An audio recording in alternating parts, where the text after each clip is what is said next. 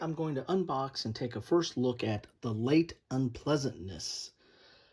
2 campaigns to take Richmond. You have 2 games in this box, and that's one of the reasons I picked it up. That, and it was part of Compass Games' holiday sale. I'll put a link to the my coverage of the catalog and my haul in the description down below. But needless to say, this goes in Kilroy's Bargains because I found this was kind of a steal. You get 2 games. Gates of Richmond, and If It Takes All Summer. So 2 American Civil War games in one box. And for the price, I consider that a steal. So here is the back of the box. You get a chance to see the 2 games. Looking much like a point-to-point type system here, as we can see from the 2 maps. 2 card-driven games on the campaigns to take Richmond during the American Civil War.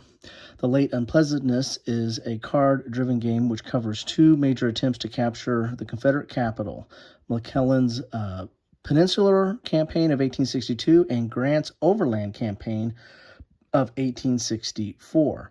Each game stands alone but has the majority of the rules in common. Gates of Richmond covers the 7 days battles with Robert E. Lee facing down George McClellan.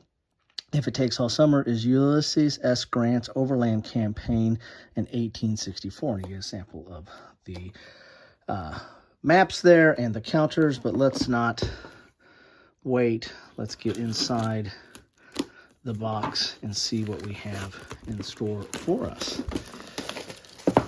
What did you get from Compass's holiday sale or Christmas sale?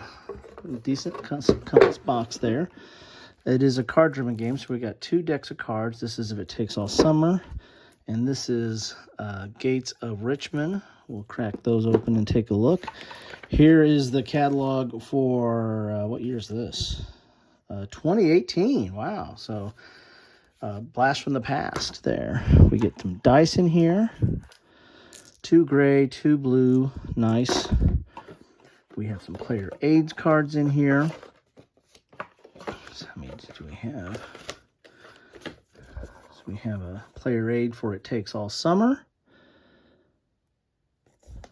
And you have the combat sequence there. Then we have a Gates of Richmond Confederate Strength Track. And a combat sequence. Oh, no, sorry. Flipped it over too soon. There we go. There is If It Takes All Summer Confederate Strength Track. So you can't play these at the same time, and why would you? All right, there's a player aid card for Gates of Richmond with combat sequence, and another player aid card for It Takes All Summer with combat sequence. You can see the little train key there. And we have Gates of Richmond Union Strength Track, and If It Takes All Summer Union Strength Track. There we go. And then another player aid card, Gates of Richmond. Good thick stock here with the combat sequence. So we've got quite a few player aids. Let's look at the counters. We got 2 counter sheets here. This is back in 2018 or thereabouts, based on that catalog, maybe around the same time. A little bit thinner, but you know, typical Compass counters of that time. A little warped because this has been hanging around for a while. Get a chance to see the counters there. There's good old Grant, and there's Lee right there. And they are double-sided. And these look like they're more administrative counters or markers on this one. Let's flip it over so we can look at it the right way. And this is, so that was, this is the If It Takes All Summer counters, and this is the Gates of Richmond. Okay. So you're going to have 2 different Lees for these games. And there's the back side. Then we're going to have 2 maps, and they're paper maps, but nice big maps. And then we have the rules. Alrighty. Let's take a quick look at the rules here. Rest in peace. That's the designer. Looks like the rules are 35 pages, but you've got a inventory plus another player aids here in the back. And these look like scenarios. Or no, this is an explanation of the cards, possibly. On a card-driven game, you always want to have some explanation of the cards.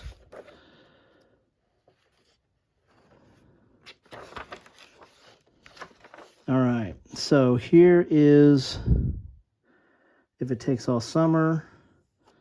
Starts on page 18. And goes to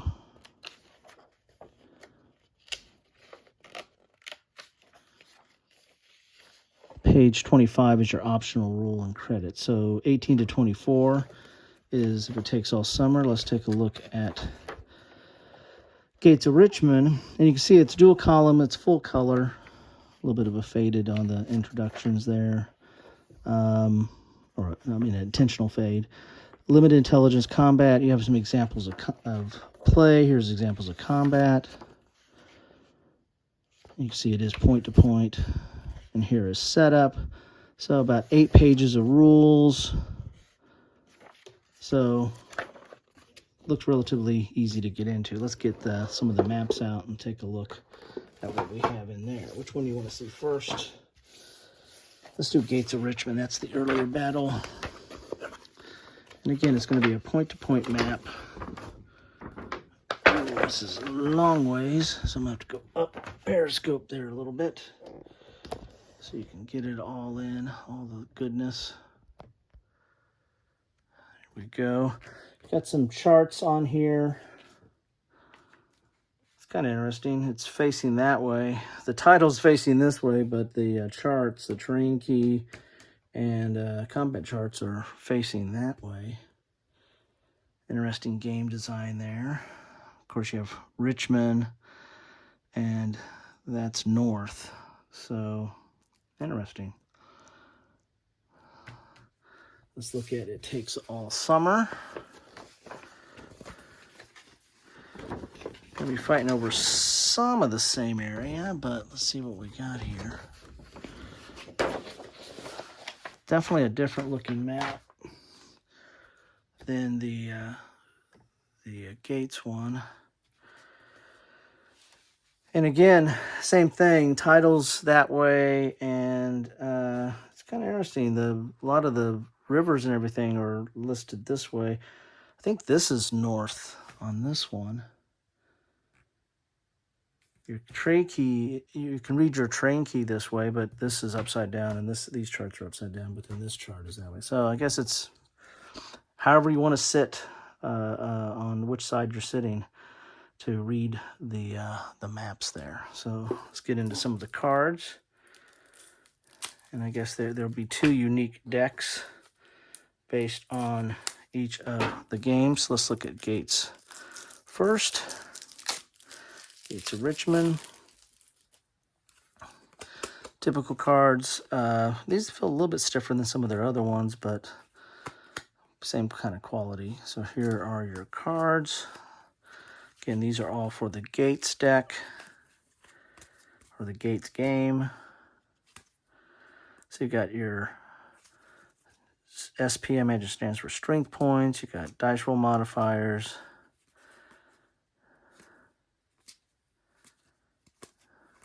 Looks like the cards are numbered. So you have the Gates, and let's take a look at It Takes All Summer. So I kind of passed on this for a while, but when the price came to be a stocking stuffer, I said, well, you get 2 Civil War games over kind of the same area, and thought, why not? Let's take a look at these.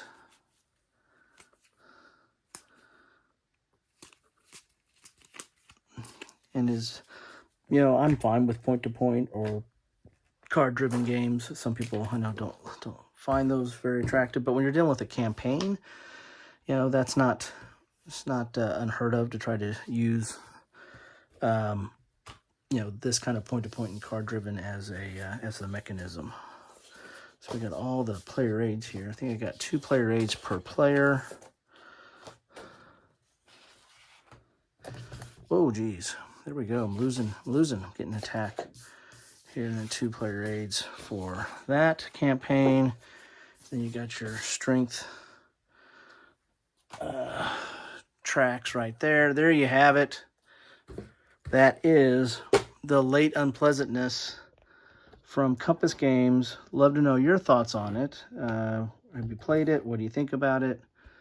Looks interesting, and I thought I'd give it a try. Thanks for stopping by. Let me know what you got. Let me know what you think about this, if you played it, or what your first impression is with this first look, at least my first look. And also what you get from the Compass sale. Anyway, hope you're having a great holiday break. Take care.